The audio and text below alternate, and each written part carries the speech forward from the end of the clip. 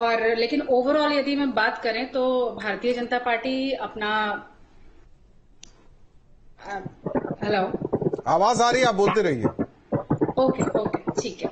तो मैं ये कह रही हूँ कि भारतीय जनता पार्टी सरकार बना रही है अपनी तीसरी बार, और यही हमारे लिए एक बड़ी बात है। बट फिर भी जैसे हमने बोला था कि 400 पार का नारा था हमारा, तो उस हिसाब से थोड़ा सा हमें मंथन करने की जरूरत है, आवश्यकता है। तो बिल्कुल देखा जाएगा कि किस वजह से सीटें कम आई हैं। और उत्तर प्रदेश में समाजवादी पार्टी ने अच्छा प्रदर्शन किया है, मैं बिल्कुल कहना चाहूंगी। लेकिन कांग्रेस को यदि आप देखोगे तो अपने बलबूते पे वो सिर्फ 2 सीटें हैं उनकी, अमेठी और रायबरेली। बाकी यदि किसी जगह पर जो कांग्रेस बढ़त बना के रखी हुई है, वो उसका रीजन सिर्फ इनका गठबंधन है। तो उसमें भी वो पूरी नहीं, तरीके से मैं सहारनपुर, बोलूंगी वो भी समाजवादी उसमें पार्टी की ही सहारनपुर को सीटें। भी जोड़ेंगे, एक बड़ा आंकड़ा जो कि पीछे छोड़ दिया राघव लखनपाल को। बिल्कुल बिल्कुल, मैं वही कह रही हूँ कि ये सारी सीटों में यदि योगदान रहा है तो समाजवादी पार्टी का ही रहा है। इस वजह से कांग्रेस पार्टी आगे चल रही है। पर अभी मैं बोलूंगी इन आंकड़ों में परिवर्तन होगा, क्योंकि अभी समय बाकी है। अभी बहुत जगह के नतीजे नहीं आए हैं, तो हम आश्वस्त है कि थोड़ा ये परिवर्तन होगा। पर हाँ, इसमें कोई डाउट नहीं है कि समाजवादी पार्टी ने अच्छा प्रदर्शन किया उत्तर प्रदेश में। बट ओवरऑल हमारे माननीय मोदी जी और भारतीय जनता पार्टी एनडीए परिवार दोबारा जो है तीसरी बार जो है अपनी सरकार बनाने जा रही है। लेकिन पूर्ण बहुमत नहीं बीजेपी को। धर्मेंद्र जी, अच्छा प्रदर्शन हुआ है, लेकिन देखिए अभी अभी भी समय बीजेपी बाकी ठीक। है, मैं फिर वही चीज रिपीट मैं करना वही सवाल चाहूंगी। कर रहा हूं धर्मेंद्र जी से, समय बाकी है, जी कुछ भी हो सकता है। देखिए, हमें उम्मीद है। अभी जो काफी कई सीटें देखिए बहुत नजदीकी आंकड़े में चल रहे हैं, और अंतिम तक हमें उम्मीद है कि हम अभी और अच्छा प्रदर्शन करेंगे। ये तय था कि दिल्ली का रास्ता यूपी से जाता है, और यूपी में जो हमारा नेचुरल अलायंस था, जन आकांक्षाओं पर आधारित जो अलायंस था कांग्रेस पार्टी के साथ, इंडिया गठबंधन के साथ, तो ये हमने यहाँ से जनता की जो बुनियादी सवाल थे उनको लेकर के हम जनता के बीच थे। भारतीय जनता पार्टी ने कई बार इधर उधर की बात करके डिरेल करने का प्रयास किया, मुद्दों से भटकाने का काम किया। लेकिन जनता चूंकि कंसोलिडेट रूप से महंगाई, बेरोजगारी, भ्रष्टाचार, शिक्षा, स्वास्थ्य जैसे जो बुनियादी सवाल हैं उनके ऊपर डटी रही, जिसका परिणाम रहा कि भारतीय जनता पार्टी लगभग साफ होते होते बची है। उत्तर प्रदेश के अंदर केवल सीटें ही नहीं गंवाई भारतीय जनता पार्टी ने, अपना वोटिंग परसेंटेज भी हमको लगता है बड़ी संख्या में इनका वोट, अभी लास्ट तक आंकड़े आ जाएंगे तो हमको लगता है 10% वोट भारतीय जनता पार्टी का कम हुआ होगा। तो ये ठीक है। सरकार किसकी बनती है, हमें तो भी उम्मीद है इंडिया गठबंधन सरकार बनेगी। लेकिन सरकार किसकी बनेगी, कैसे बनेगी? भारतीय जनता पार्टी जो 400 का नारा देती थी वो पूर्ण बहुमत से बहुत दूर, काफी दूर। पिछली बार जिस तरीके का मार्जिन देखा गया था, इस बार की मार्जिन तो काफी नॉमिनल आ गई। इस जीत को किस तरीके से देखते हैं उनकी? नहीं, जीत कहाँ है भाई, मैंने बताया ना कि सत्ता बल ट्रिपल इंजन है बनारस में। मेयर उनका, सभासद उनके, प्रदेश में मुख्यमंत्री उनका, देश में अपने प्रधानमंत्री, राज्यपाल उनके, सब प्रचार कर रहे हैं।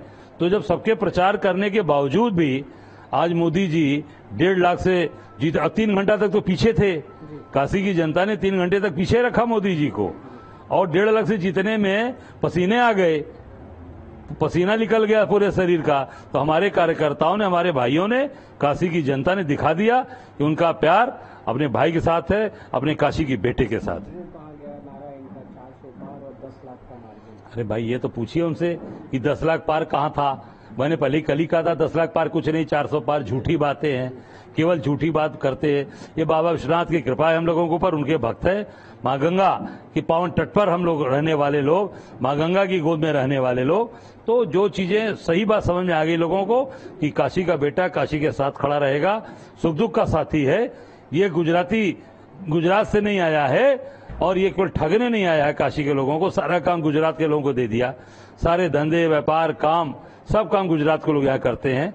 मैं निश्चित तौर से काशी के लोगों से धन्यवाद दूंगा और काशी के लिए आखिरी सांस तक समर्पित रहूंगा। और ये मोदी जी पिछली बार से बहुत कम वोट से जीते हैं, उनकी नैतिक हार है और ये हमारी नैतिक जीत है। रायबरेली अमेठी की बात करें, राहुल जी का मार्जिन 4 लाख रहा है। अब आप देख लो कि भाई आपकी डबल इंजन की सरकार, वहां पर राहुल गांधी जी 4 लाख वोट से जीत रहे हैं। ये साबित करता है कि राहुल गांधी मोदी से ज्यादा लोकप्रिय नेता हैं हिंदुस्तान के। हिंदुस्तान में राहुल जी की फैन फॉलोइंग मोदी से बहुत ज्यादा है। उनको जनता प्यार करती है, उनको अपने परिवार का भाई बेटा समझती है। मोदी बनारस के अंदर 1.5 लाख से जीतने में पसीने फेंक दिए, रायबरेली से 4 लाख वोट से ज्यादा राहुल जी जीत रहे हैं। ये साबित करता है कि राहुल जी की लोकप्रियता इस देश के कोने कोने में, और अमेठी जो उनका पारिवारिक रिश्ता है वहां से रायबरेली भी जीते। आप देखिए, जो बड़ी बड़ी बात बोलती थी स्मृति ईरानी, आज वो भी अब मुझे लगता है कि गोवा चली जाएगी, वहां गोवा में जाकर अब अपना होटल का काम करेगी। कई कैबिनेट मंत्री हार का सामना किए, कई कैबिनेट मंत्री हार का सामना। नहीं, कई कैबिनेट है, जब प्रधानमंत्री हालत खराब हो गई, प्रधानमंत्री को जीतने के लिए पसीने आ गए, अंदाज लगा सकते हो कि पूरे देश में इनकी पूरी लोकप्रियता खत्म हो चुकी है। ये केवल पैसे के बल पर और सत्ता के बल पर ये सत्ता राजनीति कर रहे हैं, दबाव और केवल डरवा कर सीबीआई ईडी जेल भेजकर ये राजनीति किया। इन्होंने दिल जीत कर राजनीति नहीं किया। राहुल गांधी ने, कांग्रेस पार्टी ने, हम लोगों ने दिल जीता, लोगों के साथ खड़े रहे। कोरोना के काल में सर पे कफन बांधकर लोगों की सेवा की, लोगों के साथ खड़ा रहा हूं। तो देखिए, आप यहाँ पर कांग्रेस नेता अजय को सुन रहे थे और वो जिस तरीके से बता रहे हैं कि बीजेपी के पसीने छूट गए हैं, वाकई में पसीने छूट गए हैं। हमारे साथ में सुरेंद्र दुबे भी जुड़े हुए हैं, वरिष्ठ पत्रकार। सुरेंद्र जी, वाकई में बीजेपी के पसीने छूट गए हैं? जी नमस्कार जी। हाँ, अब इसको तो माना जाएगा कि भाई जो पार्टी ये कह रही थी कि हम 400 के पार लाएंगे, एनडीए गठबंधन, या अकेले कह रहे थे कि 300 से ऊपर जाएंगे, वो पार्टी बहुमत हासिल करने में नाकाम हुई। बीजेपी के पास बहुमत नहीं है, 236 है तो कम से कम 30-40 वोटों का अंतर है।